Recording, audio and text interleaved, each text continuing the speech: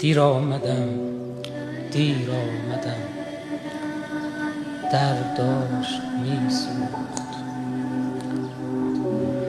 جانکاه قرآنی که زیر دست و پا بود، جانکاه تر آیات کوثر داشت می سوخت.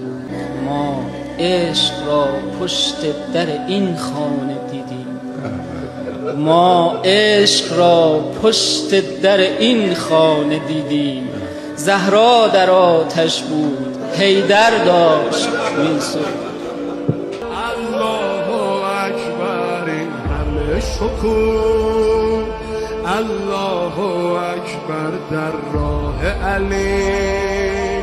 فاطمه ایستاده مثل یک کوه، صلی الله